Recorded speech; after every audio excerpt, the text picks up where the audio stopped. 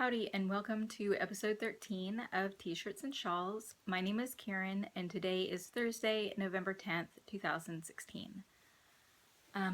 I thought that first I thought I would probably just skip this episode completely because this week has been a really hard week. And then I thought, because I was starting to feel a little bit better this morning, then I thought that that I would go ahead and at least try to record a normal episode. And I do sometimes run through things that I want to say, like while I'm driving in the car or something like that. And as I was driving home from dropping Luke off at preschool today, I realized that I am just not ready yet to put on a happy face and talk about yarn and knitting. I want to do those things, but I can't do it yet without it feeling fake.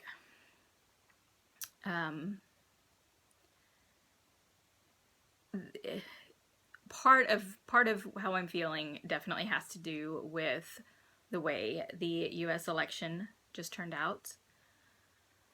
But that is just exacerbated by the fact that on Monday, we had to say goodbye to our cat Merlin. And he was the cat who always knew when something was wrong and would comfort me. And so to be going through these feelings this week and not having that comfort has just been extra hard. And I don't think that I am quite ready to sit here and smile and show you what I've been working on. I have been doing things because knitting itself is a comfort. And so I have been turning to knitting at least a little. And so I think instead of doing a normal episode, I am going to talk about Merlin, because I do feel that I should do that. And then I do have a few things to say about the election. But even though this isn't a normal episode, I do have a shirt that I wanted to talk about today. So we'll actually go ahead and have the shirt segment. So the shirt that I'm wearing today,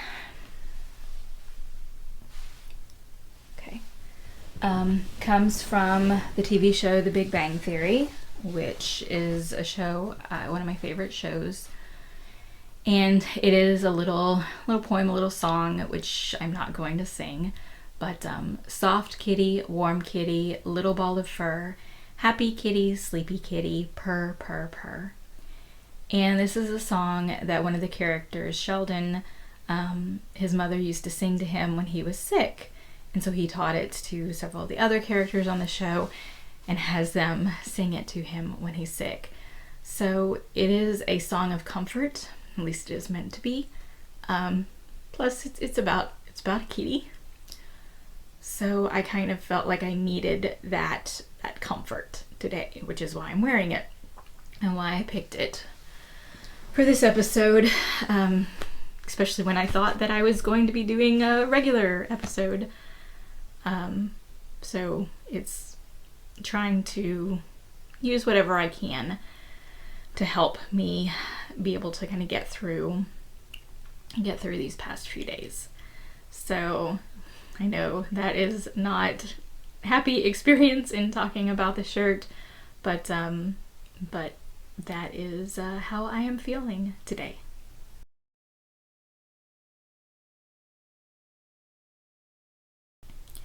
I do not want the podcast to become political. I do not want to have a huge political debate. I do usually try to keep my thoughts on politics and religion, which are two very contentious topics. I do try to keep those private. But I just can't skip over that today. I will say that on Tuesday morning I dropped Luke off at preschool, And then I drove up to the elementary school where I voted, very proudly voted for Hillary Clinton. The moment where, I'm looking at the checkbox on the ballots, I just sat there and I felt really, really happy and really proud to be able to cast that vote. I wanted to take a picture, but I wasn't sure. I knew that I couldn't post a picture, but I wanted to take a picture, for myself. But I wasn't sure if even that was allowed, so I did not do that. I just sat there for a little bit and looked. Very happily put on my I voted sticker, walked out, thinking that that it was going to be a really great day, and that we would wake up the next day and have made a really monumentous step forward. And so I am sure that half of the nation was in shock when the results started coming in. And I really didn't know what to think. It all seemed like a really bad dream. So I decided to go to sleep and hope that when I woke up, maybe it really was a bad dream. But unfortunately, it wasn't. And I spent most of yesterday still really upset about Merlin. I cried a lot on Tuesday. Cried a little bit yesterday. But I've spent a lot of time, because I couldn't focus on anything else, a lot of time on Facebook reading people's postings, other people who were just as confused and upset and angry and terrified, and trying to make sense of things and to figure out what happened. And I still don't have any of those answers. But I was able to find some comfort in some of the things that I read. Hillary Clinton's concession speech was very moving. And I am hopeful that the doom and gloom that we are fearing right now does not come to pass. But I do, and I'm not going to keep talking about this, but I do want to make one thing extremely clear, because I think that this is something that, from some of the postings I was seeing on Facebook, that some people aren't understanding. Saw a lot of postings with people saying, your candidate lost, get over it, move on. The people have spoken, blah, blah, blah. And that's not, and here I am speaking for me, but based upon what I read, I know that there are other people who are definitely feeling this way. I am not upset that my candidate lost. I am not upset that a Republican won. I am not upset that we did not get our first female president. I am disappointed in those things. But that is not where this depth of emotion has come from. What I am upset about, what I am terrified about, is that we are going to have a person representing the United States who is a racist, a misogynist, who is homophobic and xenophobic, and who is one of the biggest bullies we have seen. And by having him become president, we are basically saying it is okay to be those things. We are telling our children that it is okay to bully people who are different from us. Why not? The president does it. How can you tell your children don't bully that other kid in your class when he can look and say, but we elected this man and he's a big bully and he got to be president of the United States? That is why I feel this strong depth of emotions. I am afraid for what this person thinks. I am afraid for people who are different, who are basically not straight white men. I am afraid for what they face, the comments that have already come forth, the actions that have already come forth against people who are different. Because now it is okay to do that. And I just want to say it is not okay. It is not okay.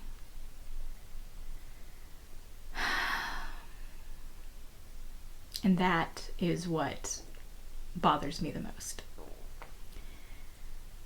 And so I think what I need to be able to do to help move forward is to take a stand and say it is not okay, but more than that, put that into action and make sure that I am standing up for people who are different. And that includes Trump supporters, people who are different from me. It is not okay to bully them.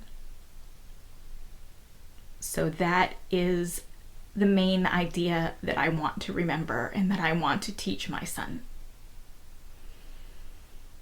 And that is what, frankly, terrifies me about this election and the results.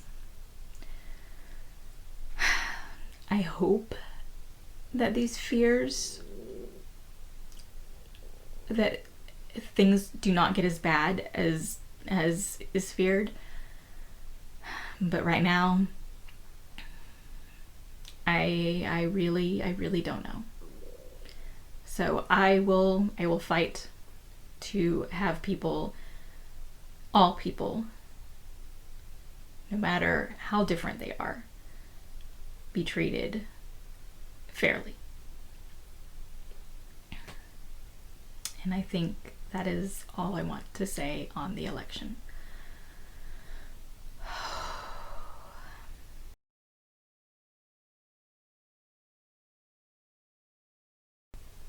Now I'm going to talk about Merlin, and I hope that I can get through this without crying.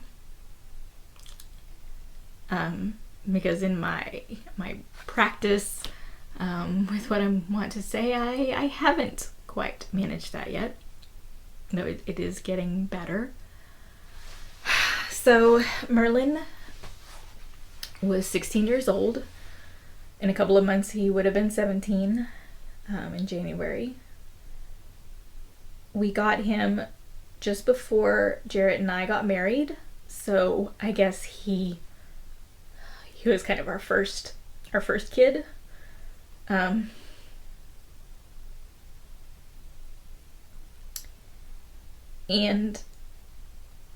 he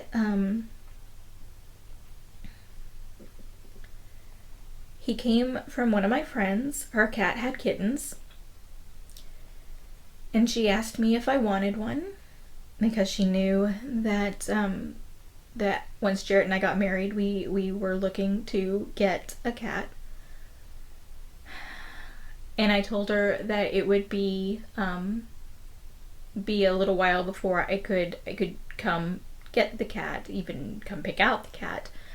And so I asked her to pick out the best one and save him for me.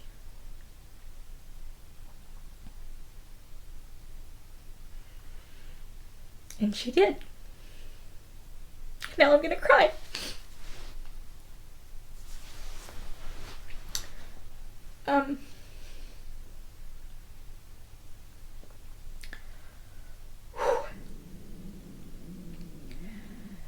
The first time I saw Merlin was at her parents' house. Her parents were having this party, so lots of people in the house. And we were in the kitchen, and Merlin was sitting in front of the refrigerator.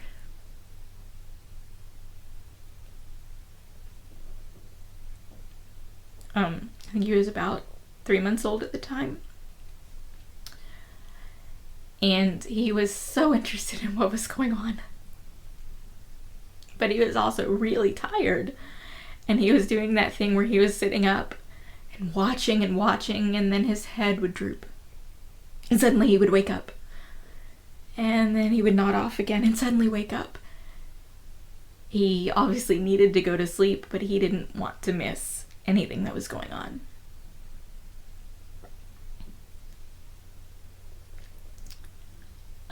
So I fell in love with him right then.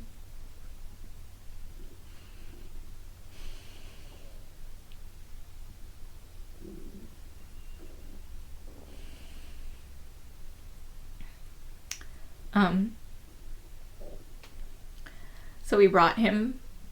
I had planned on leaving him with my friend until Jared and I had gotten married and moved up to Dallas. Jared was already living in Dallas, but I was still in Houston. And I didn't want to, originally I didn't want to bring Merlin to Houston and then just have him move like 2 months later. But after meeting him, I didn't want to wait. And so I went ahead and took him home with me. Back to Houston. And then when Jared and I got married, Merlin and I moved up to Dallas. And we were in this 1-bedroom apartment on the 3rd floor. And there was one time where we were going out of town, going back to Houston, because Jared's family is in Houston. And one of Jared's co-workers was supposed to watch Merlin, come over and check on him, feed him. And she called us the morning after we left. She had gone to go check on Merlin, and she said the key wouldn't work and the door wouldn't open. And I think what happened, and when we left, I could actually hear, I heard a thud on the door. And I had seen Merlin before, like when Jared left, kind of jump at the door, like he was, trying to go with us. And I'd heard that thud when we were leaving for the weekend. And I think what happened is that he must have, when he came down, he must have accidentally actually turned the deadbolt, which did not have a key on the outside. Must have accidentally turned the deadbolt and pretty much locked the door where it wasn't able to be opened. And so she couldn't get in.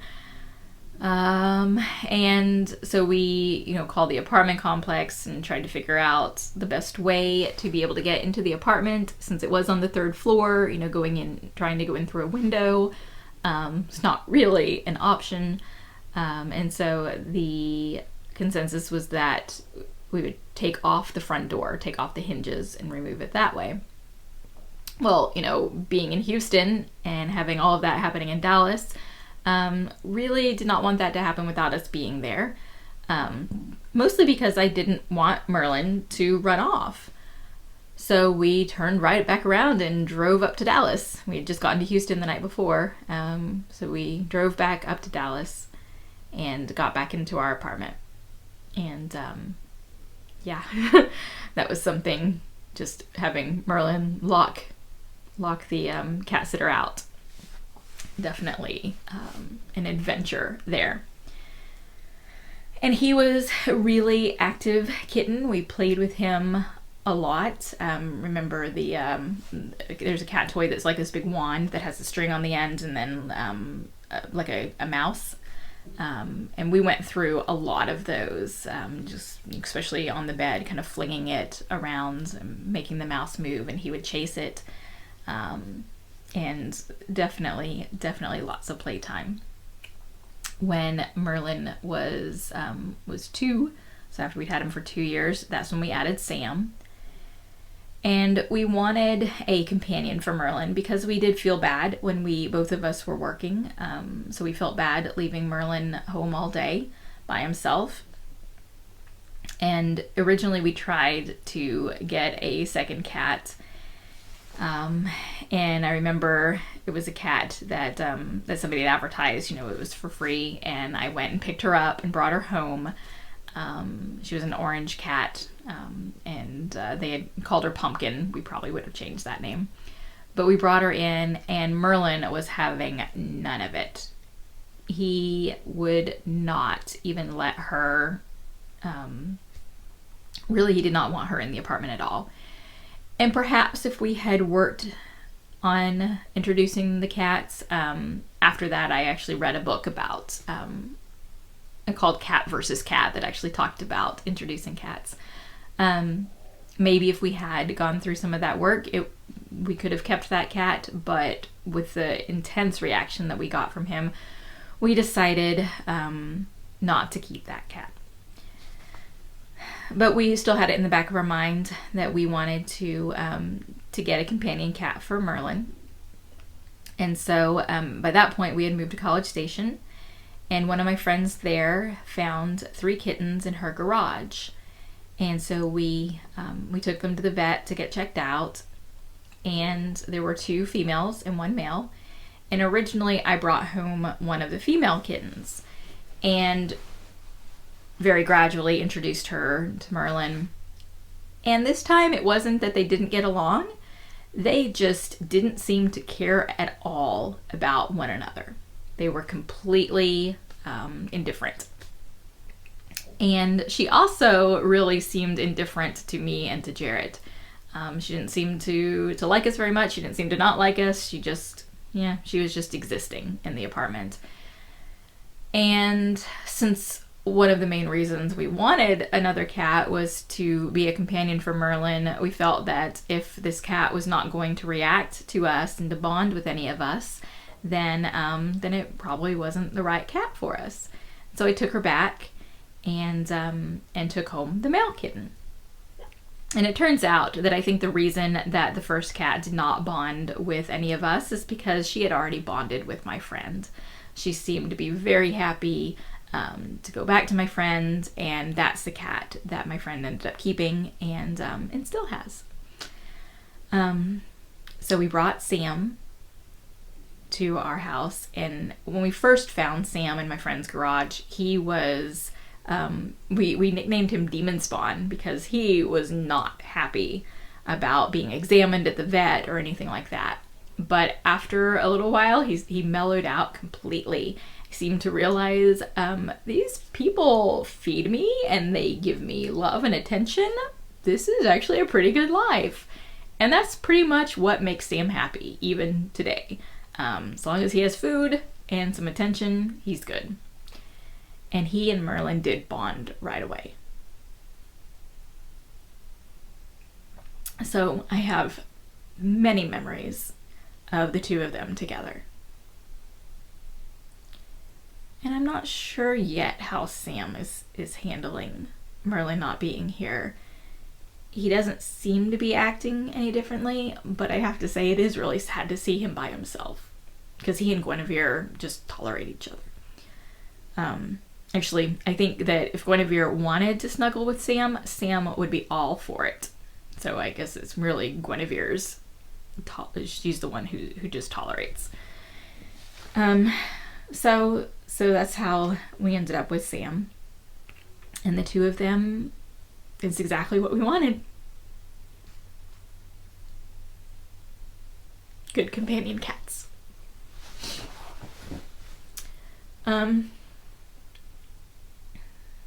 Yeah. I have more memories that I could share of Merlin, but I think that I'm just gonna talk about what happened on Monday, and then kind of let that be the end of this episode. So, like I said, Merlin is 16. A few months, actually, I guess it was probably the beginning of the summer, we noticed that it looked like he had lost a lot of weight. He was looking really, really thin. And I admit that I put off bringing him to the vet because he has intense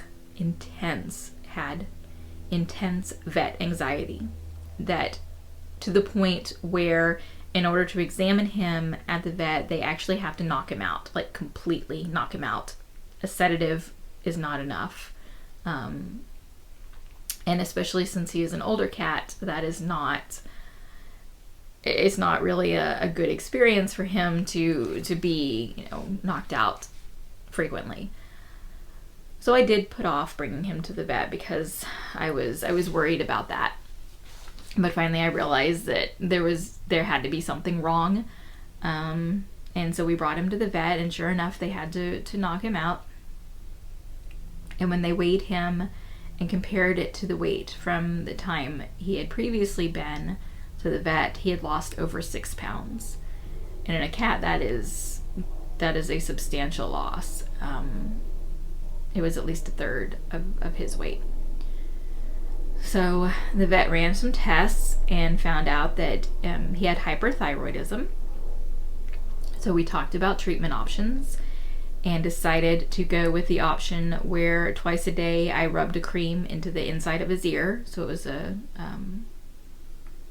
medication that was absorbed by the skin. And we also started feeding him more canned food. He was still eating the dry food, but I know that he really likes the canned food, and so we fed him more of that. And I discovered that he was really kind of more licking the broth and not eating the chunks quite as much. And so I actually found a variety of cat food that was more broth, with just a few chunks, and he really enjoyed that and would completely lick the bowl clean of the broth and make those chunks super dry, and then he would leave the chunks, and either Sam or Gwen would be really happy and come and finish it off. And he was, and the medication was working. He was doing really well and actually gaining weight.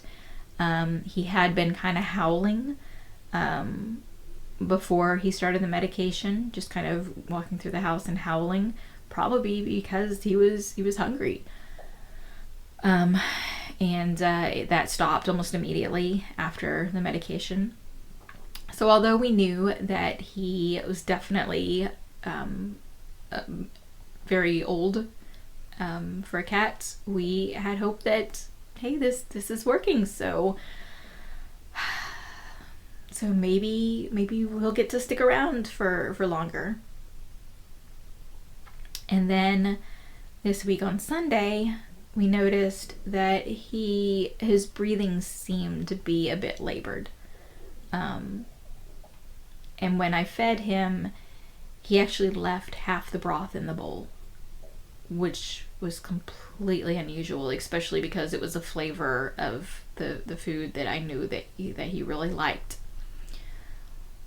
So I was a bit worried, but we thought that we would just kind of see what happened. And Monday, he was not a very active cat anyway, anymore, but he didn't really seem to move very much on Monday, and his breathing was still seeming like it was just not right. And then that just seemed to get worse and worse. And to the point where, I mean, you could hear it, and you could see his sides just going in and out. It was pretty bad. I went ahead and tried to feed him, and I put the food bowl in its usual place on the middle of the kitchen floor, and he did not get up to go eat. And so I brought the bowl over to where he was lying down, and just lying down, he didn't even stand up, but he did eat.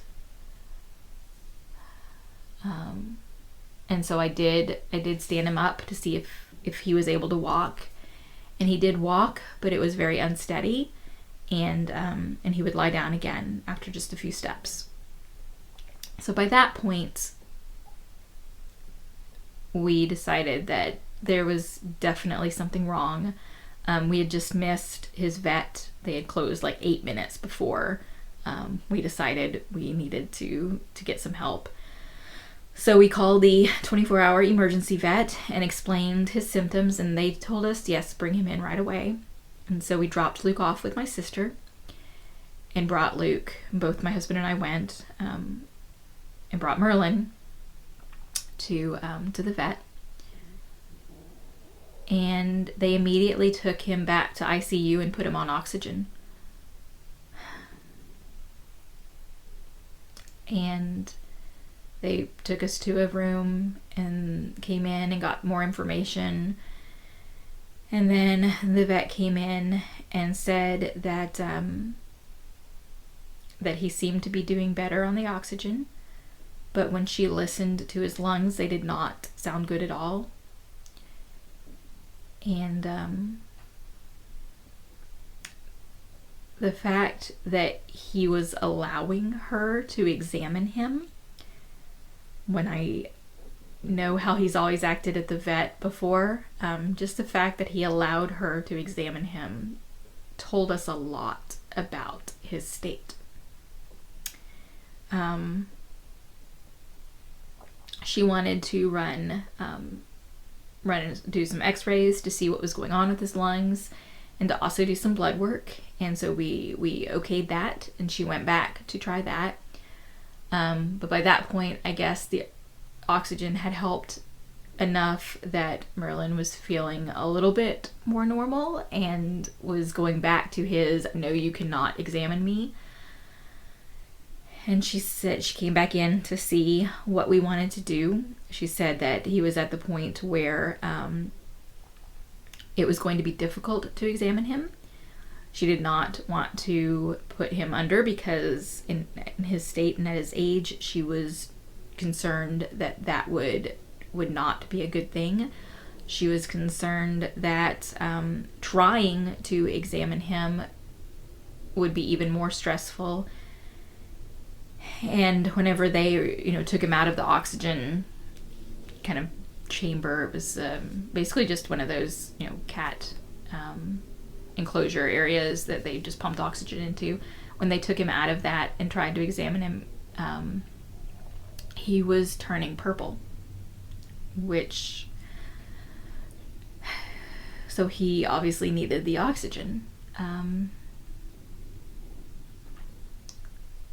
So at that point, we said, please just be honest with us. What do you think? And she said that her two main concerns were that it's cancer or heart failure. And she was leaning toward heart failure. And especially with his age and with his current reaction and his need for the oxygen, she didn't see a way forward.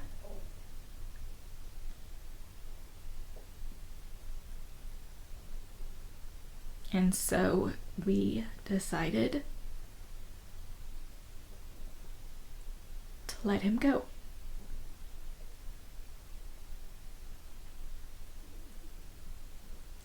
So we said our goodbyes and came home without him. And I have to stop recording right now.